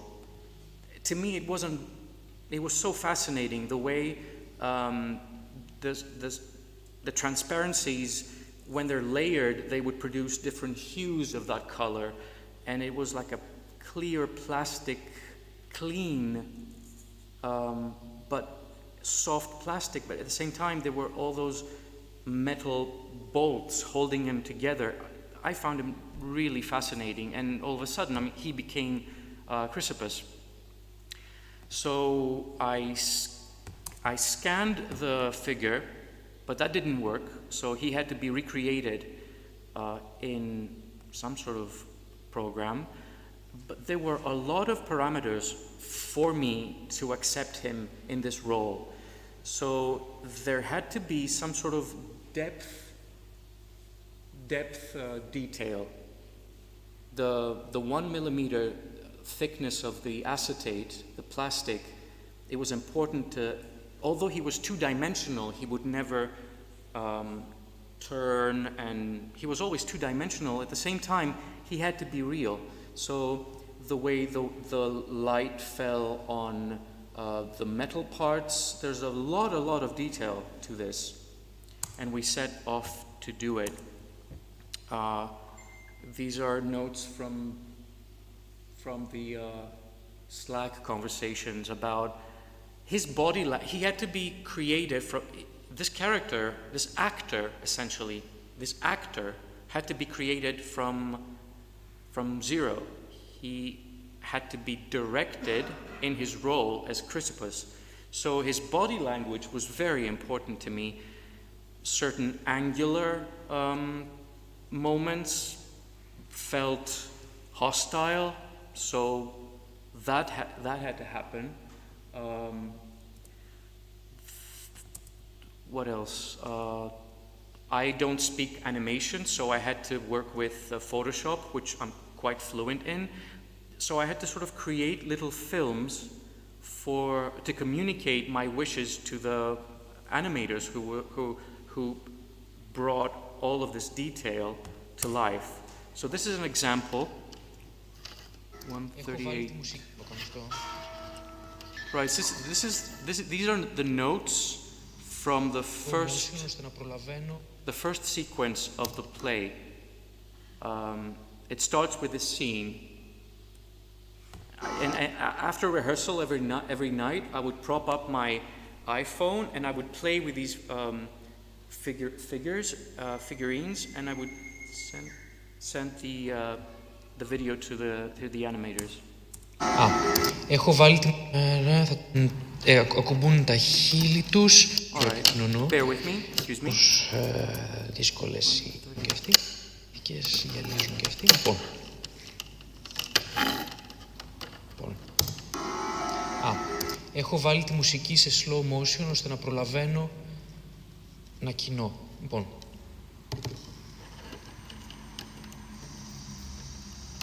Φως.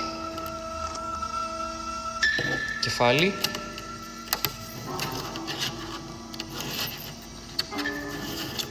Ξέρω πώς να το κάνω αυτό.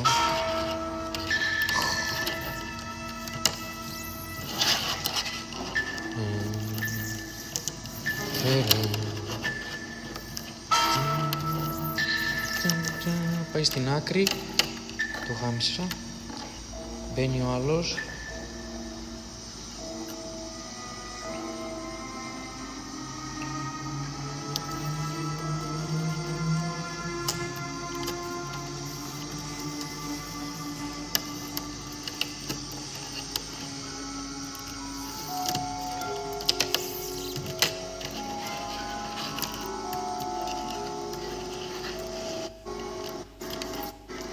Χωρίζουν, πάνε στην επόμενη. So now these two figures start having sex.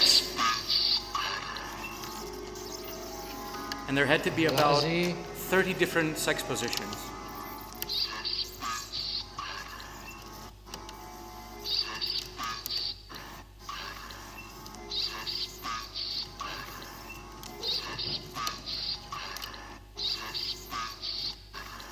Μπορεί να γίνουν κάτι γελία.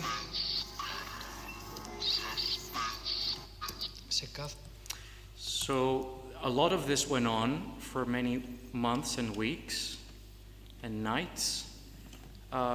Sometimes this was enough to communicate things. Παρεμπιπτόντως, οι πρώτες δύο φιγούρες είναι πράσινη και ροζ.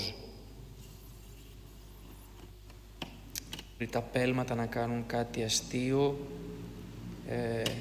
Πρέπει να υπάρχει και λίγο χιούμορ μέσα, χωρίς να γίνεται σάχλα, ότι το σώμα αντιδρά και ανταποκρίνεται, όχι τόσο πολύ, αλλά κάπως έτσι, ας πούμε.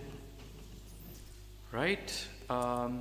Η σκηνή που οι δυο τους ήταν να βγει But then some other times I had to sort of reenact physically certain positions and types of movement. Και να μην μείνει με το χέρι κάτω αφού χτυπήσει, να είναι πάντοτε χτυπάω, χτυπάω, χτυπάω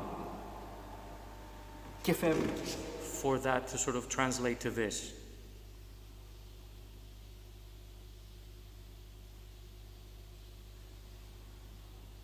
Just little things, just the timing, how many seconds he would linger before he left. It was just like directing an actor. Some of what you just saw, I'm just going to include this as well. On top of video pieces, there were a lot of storyboarding with photographs, and the whole thing kept becoming more and more difficult and complicated. But it was a lot of fun. At the same time, we were rehearsing with the actors, and we had to know exactly how they were interacting with this character. Because in this box up here, this is, in this space, to me, which was Chrysippus' room, to me it was like an X-ray environment. Whenever an actor, a character would enter this, they would turn into a figurine just like these. In a way, by shedding away their characteristics, their true form would be revealed when they entered there. So some video we can. Do I have to alter the output? No, you're good. You just play it. So this is the actual finished result of the storyboarded action that I showed you before.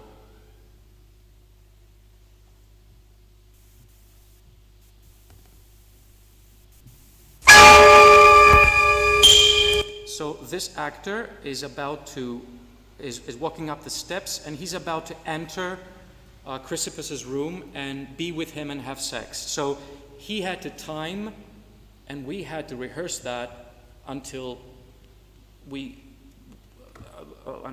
really we hated each other, really accurately, counting every millimeter and every second.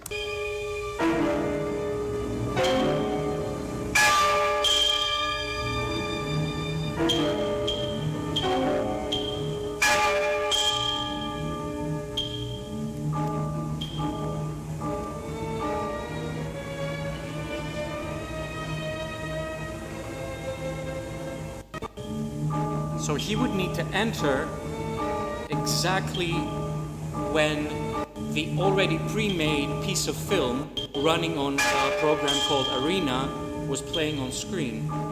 So he is looking at a monitor inside this room, and he knows exactly when to enter. Sorry if this is boring, but this is like animation in theater, so there you go.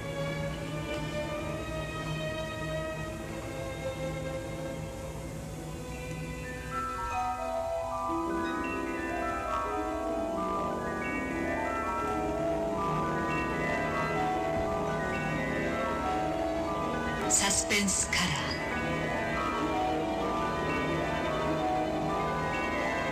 Suspense kara.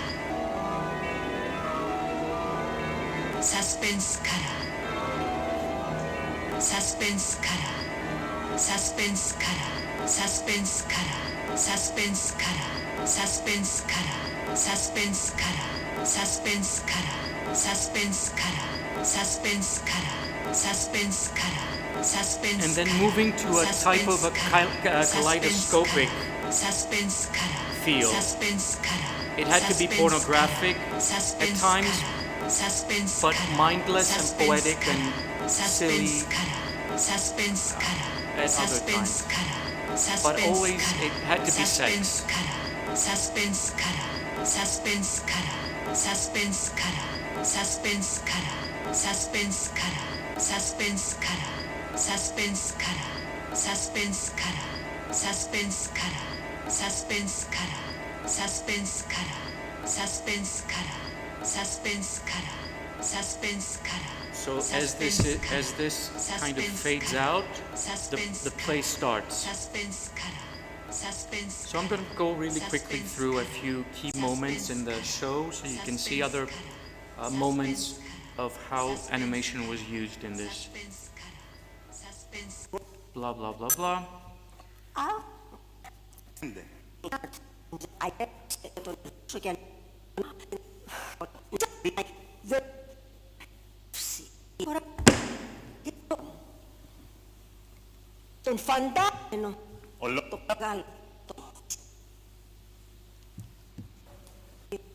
So he has finished having sex with Chrysippus, so he's about to exit the room.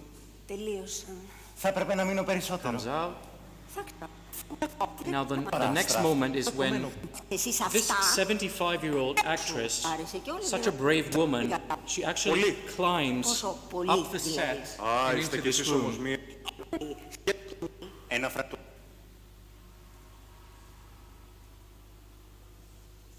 And that had to be timed in a different way because every night she would do it a bit differently. So we had to implement like a stop-and-go type of approach to it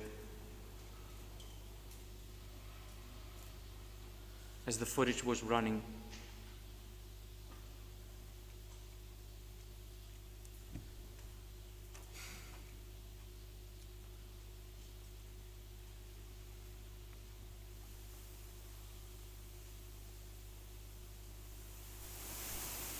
Right, blah, blah, blah, blah. And now she exits. I mean, you get the drift. So people come in and they come out. Sometimes they don't come out. Sometimes they die there. Είσαι το δώρο. Τι έχεις. another ουρανό. moment which I really loved is they grab this little old lady and they rape her. Εμπρός, δείξτε μου! Ελάτε! Στο ίδιο κρεβάτι. Wrap it up. Στα ίδια σεντόνια. Δεν προλαβαίνει να τα αλλάξει. So they Τρέχει, αλλά substitute δεν the προλαβαίνει. actress with a Δεν θα dummy. προλάβει. Πετούν από πάνω της. Μόνο ο φλίσβος ακούγεται. Ο ήλιος καίει την έρημη παραλία. Άμμος κάτασπρη. Ο ουρανός κοιτάζει με το άδειο μάτι του. Είναι πολύ κοντά η θάλασσα, αλλά δεν πρόλαβε. Χαμηλώνουν, πέφτουν πάνω της, με τα ράμφη τους ξεσκίζουν τη μαλακιά κοιλιά της. Κόβουν κομμάτια και τα τρώνε. Άφησαν το κεφάλι κομμένο. Το τσακίζουν με τα ράμφη τους. Τρώνε τα μάτια, τη γλώσσα, το τρώνε όλο από μέσα. Πάνω στην άμμο έχουν μείνει λίγα ματωμένα κόκαλα. Σηκώνεται ένας άνεμος, σηκώνει την κάτασπρη άμμο και τα σκεπάζει. Δεν φαίνεται τίποτα. Η παραλία είναι σαν ένα άσπρο, καθαρό σεντόνι.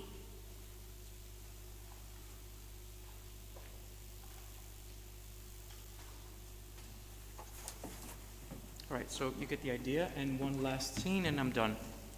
So this is the end of the play, where Chrysippus becomes he eats his father, and he becomes his strongest self. He becomes reborn, and anyway, it's part of the play. So. Τον κόβει κομμάτια. Πέφτει πάνω του. So his father is dark gray, and Chrysippus is green. Έμεινε το κεφάλι. So everything was color-coded. Τη γλώσσα. As he's digesting his father, he's changing color. Το σπάει. Το τρώει όλο από μέσα. So initially, his head turns black. And we move on. And then the last scene is where he has digested his father, and he is sort of born again.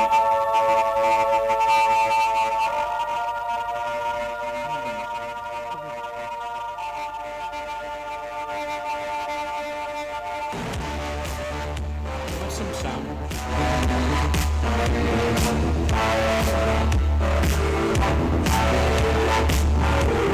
So, but with each jerk motion, one part of his body turns black.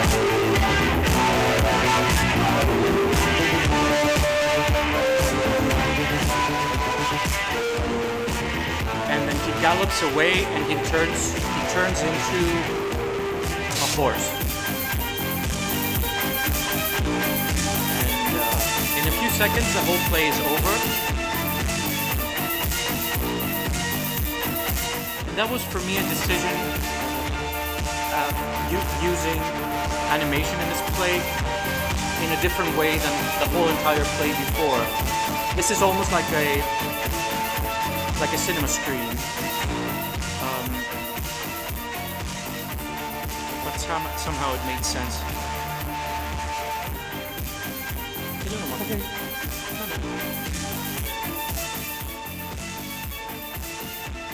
Θέλω μερικά δευτερόλεπτα να τελειώσει, γίνεται? Με ηχό. Done.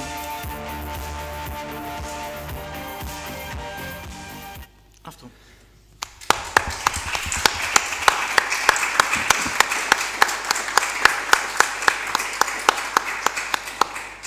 I just want to remind folks that tomorrow at the opening, the official opening of the festival that's happening tomorrow night, we're actually showing the complete recording of the stage show of Chrysippos.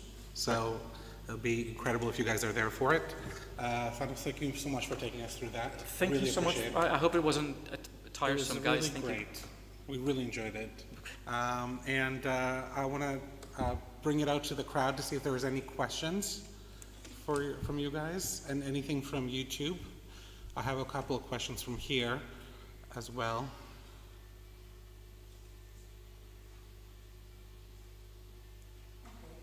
I'm going to go to YouTube, and I'm going to ask. Well, one of the questions is, are you using animation again in the play?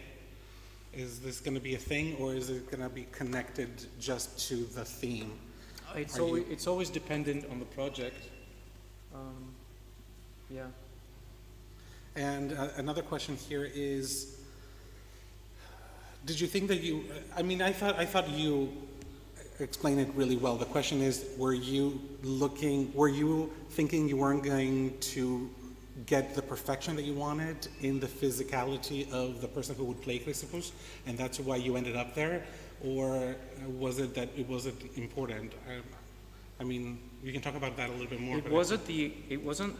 The objective was not perfection.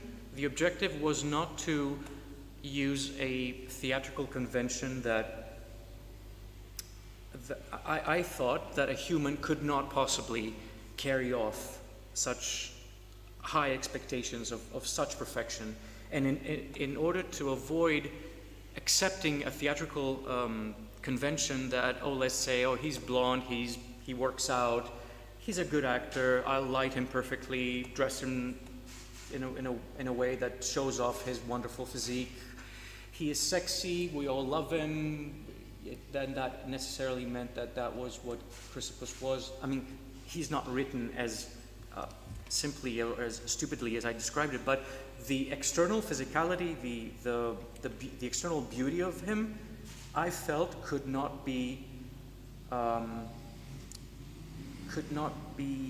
come to life through a human. It had to be implied, and the audience had to project it onto something that wasn't already beautiful. It had to be the subjective sense of beauty of each member of the audience for that play to work, in my opinion.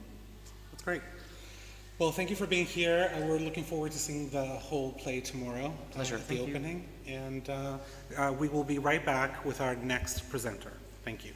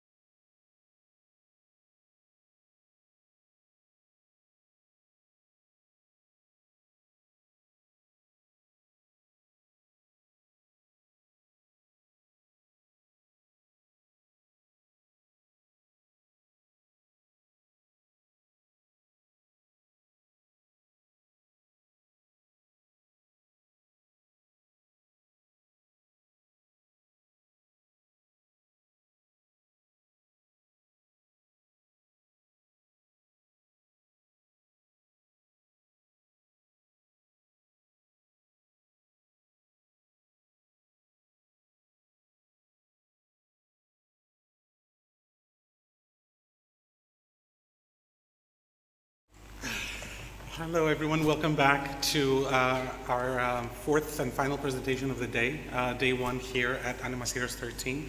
We have with us Alexia Kyriakopoulou. She's the CEO of Wonder Immersive. She's an award-winning producer and director. Her first interactive VR documentary, Normal Day, has received several distinctions in film festivals around the world. She has worked as a creative producer for the VR immersive experience called The Line, which won an Emmy Award in 2020, and an award for Best VR Experience at the Venice Film Festival in 2019. She will take us on a personal journey through immersive worlds. So, Hi. to you. Hi everyone, I'm Alexia. It's really an honor to be here, and thank you to Vasilis Karamitsanis for inviting me and including me in this incredible festival. So today we will talk about my personal journey with immersive experiences and dive into the production process of the Emmy Award-winning VR film The Line, which I produced along with my team at Arbury. So when I was young, I was obsessed with the idea of how decisions can affect and shape your life drastically. Even when I watched the film or read a book, I would start imagining different plots and different turns that the story could take. I'm sure some of you have probably found yourself wishing you could rewrite the ending or even yell at the protagonist of a film at some point. Unfortunately, most stories can't be changed, but with Choose Your Own Adventure novels, the power is all yours. This was my favorite book when I was a child. It's called Τα 88 Dolmadάκια by Eugenius Trivizas, and it allows the readers to decide at key moments how the story will proceed and affect the outcome. So for example, at some part of the story, you might want to decide that Snow White speaks to a stranger, so in the woods. And if you decide that, you turn to page 29. If not, you can just continue reading. So that was really incredible for me as a child, and even though I was not aware of it at the time, that was how my passion for interactive storytelling emerged. I encountered that same concept of choice-driven narratives much later at the Sundance Film Festival when I attended a speech by an Israeli startup called Interlude that created a platform which allowed any creator to build interactive videos. Viewers make choices by clicking on on-screen prompts, and these choices affect the plot of the story. Here, we're going to see an example of one of their series called Charlie Gets Fired, where our character tries to pitch a script to a very big movie producer.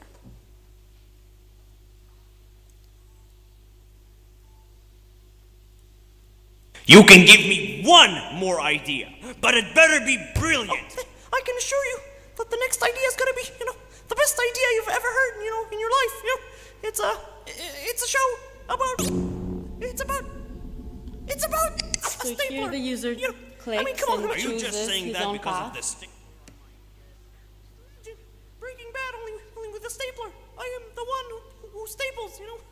And what does this stapler, who is the star of your show, do?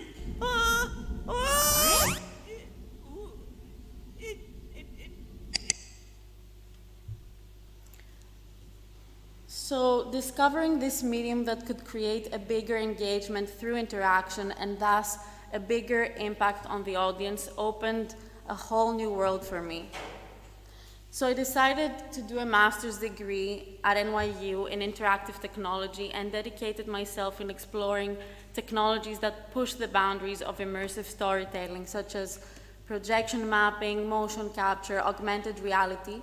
And soon I discovered that interactive stories can become even more immersive when adding a 360 layer, allowing the user to feel present in any space and environment one can imagine with the power of virtual reality. Normal Day, an interactive documentary that I directed and produced about the life of a breast cancer patient, gained recognition internationally, and with this experience I learned that virtual reality can really generate feelings of empathy and more meaningful and emotional experiences. While showcasing Normal Day in different festivals around the world, I was very lucky to meet Ricardo Laganaro, the director of The Line, who was also using VR as a medium to create empathy. He spoke to me about his passion in creating emotional experiences in VR and showcased the medium not just as a gaming platform, but also as a cinematic medium. And after this conversation that we had, he convinced me to move all the way to Brazil to work on his next VR experience called The Line. The Line is an experience that transforms the user into a child who unlocks an enchanted world and discovers the romantic story of Pedro and Rosa, two miniature dolls who are perfect for each other, but are both stuck in their own tracks and are reluctant to break out from their routine and live out their love story. As a user, you need to help the characters get closer and take risks. However, through various interactions, through the experience, you also somehow get stuck in a routine as well, and you realize that you have to learn to break out from this fear of change, to maybe make things work out not only for Pedro and Rosa, but also for yourself. So I think we can watch the trailer.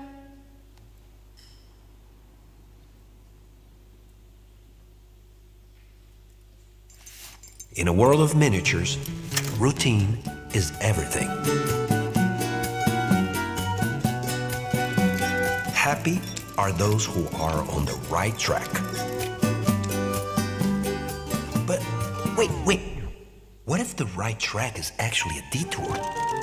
What if love is an unknown path after all?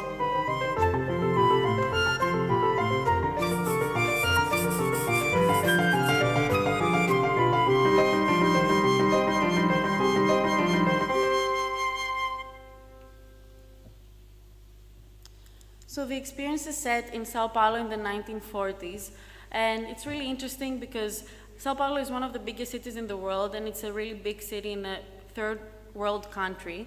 And basically what we wanted to do with this experience is kind of break the stereotypical view of Brazil being this exotic gateway, and we wanted to portray the city aspect of this country. And through this film, as a user, you get to experience all these different European references and some particular elements that make this city very, very unique. The character design was inspired by real people thanks to dense historical research. Here you can see our character Rosa and how we were inspired by her outfit from actual real people back at the time. And most VR experiences usually use controllers to move and teleport from one place to another, but the magic of VR really works best on a personal scale, when things are within reach and close. So creating a story inside a miniature scale model became a natural solution to make the user feel more present. For this experience, we basically had three premises. One, to create a story that could only work in VR. Two, to create a universal story, a fable that everybody can relate to, bringing more people to try VR. And three, we wanted to replace the use of controllers and locomotion by using our bodies to help the story move forward. So in traditional films, we use wider or close-up shots based on what we want the audience to feel. However, this doesn't work in VR because it is a spatial medium and the user can actually look anywhere he wishes. So one of the features we wanted to test and hopefully bring to our audience with this experience is to encourage the viewers to use their bodies, as I said before, as directing and narrative tools. So when you're guiding the user to move closer to a character or moving up and down, the user is experiencing something even more intimate than a close-up shot.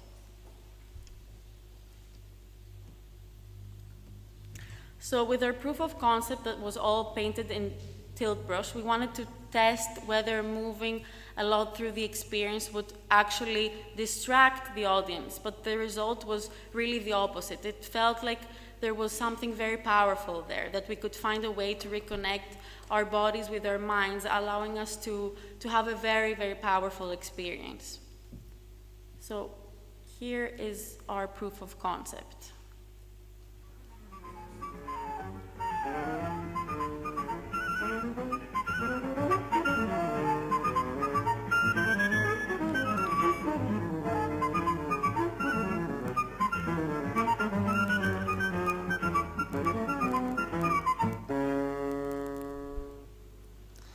So to dig deeper into this concept, we took contemporary dance classes and learned how movements are divided into 3 different categories: low, medium, and high, according to the position of your head. We also learned that doing the same movements in higher, lower, medium positions can create a different emotional effect. The result was guiding the user to use their bodies not only to advance the story, but also mirror the emotional curve of the line's narrative in their bodies. So the experience starts with you basically sitting on the floor, while the rising action invites the user to get up and interact with the scale model. And as the character at some point faces a challenge, the user needs to physically go down again to help the main character rise up and reach his climax. So the framework of most production processes in VR is separated into 3 different areas: the narrative, the systems which involve technical development, and the audiovisual. So it's not like in films where you first write the script, then you have the storyboard, and then you start shooting. All the areas must increment and evolve together at the same time from the very, very beginning. And we were very lucky to have a multidisciplinary team where each team member came from a different background, and they all brought their own inspiration from all these different areas like gaming, animated films, traditional films, books, to create the complete and unique narrative of the line. And we all learned from each other's inspirations, and I think this was really the secret ingredient of the success of this experience. So as a first step, we created a simple tech demo with just 1 interaction. So you pull the lever and you see the bus driving around the block in order to test our systems and our graphics, part of the framework. This was really an example of the level of quality we wanted to achieve.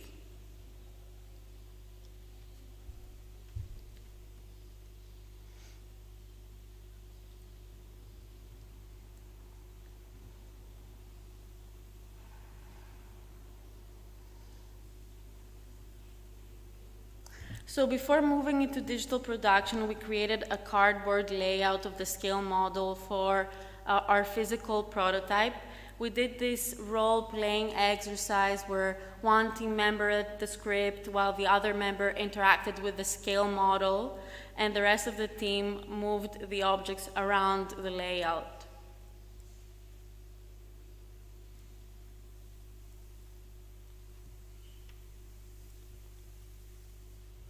The emotional curve of the story is exactly the same. It was really exactly the same since the beginning, but the narrative elements to achieve that curve changed a lot during the production due to technical challenges and during user testing. But the curve was exactly the same since the beginning. So our very first stage of production is called gray box, because we actually create simple gray boxes, as you can see in the video, which act as placeholders for all the interactions. So this is the very first stage of actual production. Along with the development of the gray box, we also created sketches and visuals of the narration to ensure the compatibility of those 2 different things.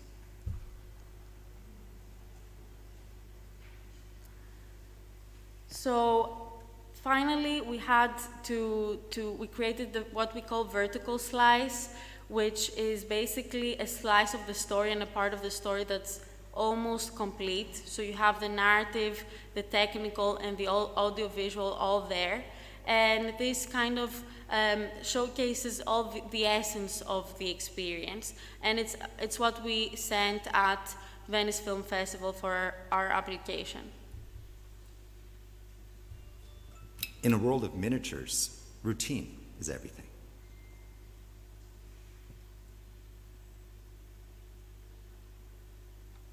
Every cycle is exactly all the interactions the same. are there. The tram schedule never changes. The blue car always crosses the And rails also in some the of the same direction. visuals are also And there. so it goes. The traffic guard always stops the tram right before the green car arrives. Then he greets Miss Campos. Want to bet? In 3, 2, 1. Oddly enough, she waters her garden once every cycle. even though not a single drop of water comes out of the hose. She doesn't even notice. So the final stage was making the interactions as organic as possible, making the design relatable, but also interesting. And we did a lot of user testing and had to constantly go back and change a few things to make the experience have overall a better flow. So the line ended up winning an Emmy Award for Outstanding Innovation in Interactive Programming and won Best VR Experience at the 76th Venice Film Festival. It received recognition internationally. It's available on the Oculus Quest, was the first narrative experience that was released supporting hand tracking, and has been rated as one of the best interactive experiences available on a headset. So after receiving all this recognition, I decided to bring back my experience to Greece and start my own adventure by creating my own company called Wonder Immersive. At Wonder, we create thrilling narratives using cutting-edge technologies such as virtual, augmented, and mixed reality photogrammetry. We also do interactive installations and projection mapping. So what I love most about my job is that really when designing immersive experiences, there are no limits. From exploring in the future, we will be able to explore a virtual environment, engaging all 5 senses, and even having an intimate conversation with our favorite character using artificial intelligence. The future of these technologies really manifest faster than we can imagine, and they're becoming more enchanting, more interactive, more engaging. All we have to do is just dive in. Thank you.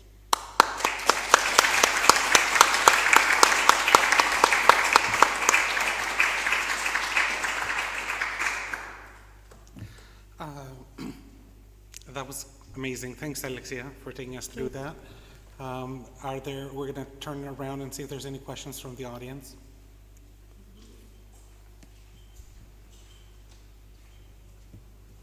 Thank you very much, Alexia, for this presentation. It was really, I think, very interesting and very intriguing presentation. I've noticed that for your Venice project, you used prototyping. So I would like to know if you use any user evaluation during the prototyping, and if so, what exactly do you evaluate? Are you using user evaluation during prototyping, and what exactly are you doing through that evaluation? Yes, we were. We were using some user evaluations, but it was also, we were also asking more of like the external teams inside the company.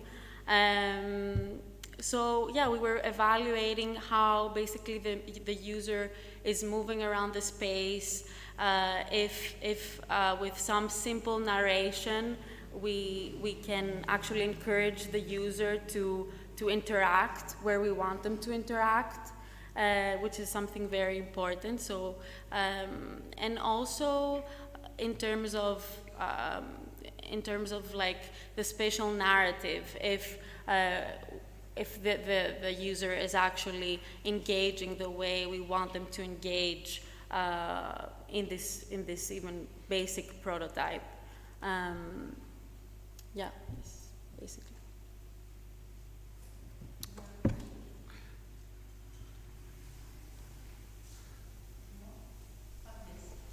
One more question coming up. Yes.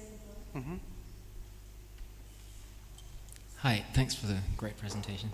I was just wondering how exactly, technically speaking, the interactions were made. Were there a controller of some sort, or was it? Yeah. So initially there were controllers, and we had created all these different buttons or levers that you could see in the videos, and they were all created with Unity. And after initially the experience had controllers, and then we implemented the new feature of Oculus Quest, which is hand tracking. So you just use your hands, and the experience is available with hand tracking as well.